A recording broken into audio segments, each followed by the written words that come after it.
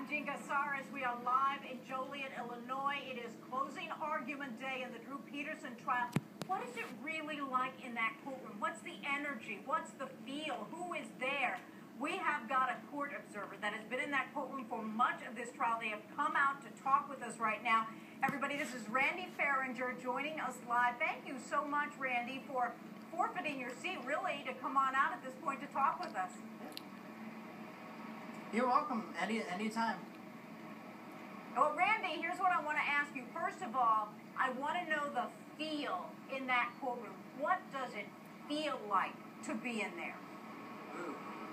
It's very intense, very passionate at times.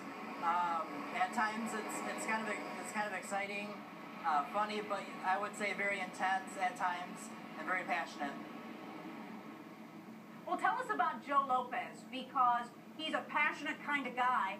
How is he before this jury? Is he bold and big, or does he tone it down and he's soft at the same time? What are his dynamics like? Well, it's a little bit of everything, pretty much. At times he can be soft-spoken, then other times he can be kind of loud. I guess also at different times he reaches to the jurors, I think, and sometimes he kind of turns them off when different comments or different strategies he's trying to use. Now, how do you think that he turns the jurors off? Do you see something in their faces? Yeah, a little bit yes and no. Just certain strategies he used, like board games, about like Monopoly, about this isn't a bank, and then also I guess like the criticism to Kathleen Savio. How did he criticize Kathleen Savio?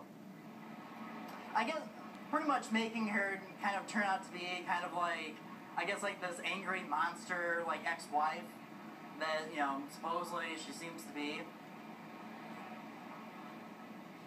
And you saw a jury reaction that wasn't too favorable when he said things like that. What did they do? Did they turn away? Did they look down? Did they have just a disgusted look on their face?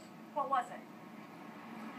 I mean, some kind of look the other way, like a little bit.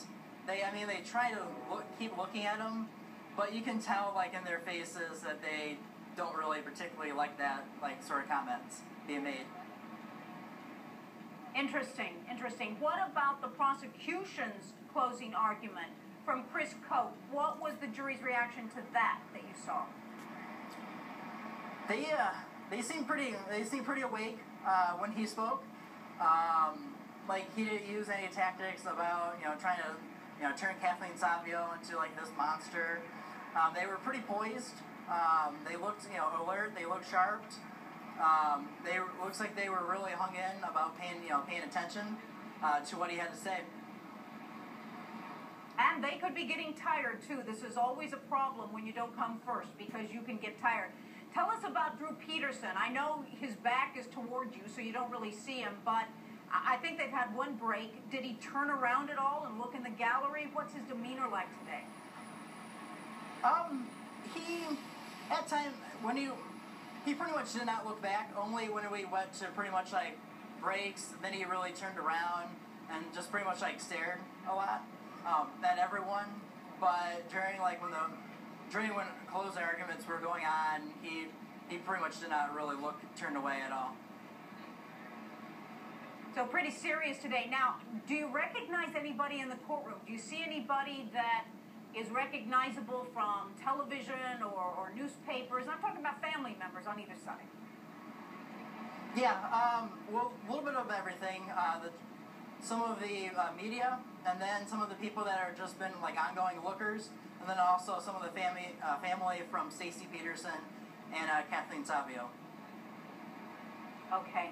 All right. Well, thank you so much for coming out, Randy Fahringer, to let us know and give us that feel in the courtroom. Let's go to Michelle Segona now, that's got more information on what the closing arguments are still saying. Joe Lopez still going on for the defense right now. Michelle, what's the latest? Joe Lopez says if you hit somebody when they're dead, you can get bleeding, even though the book says that you can't. When the heart stops pumping, the blood stops pumping. It just stops.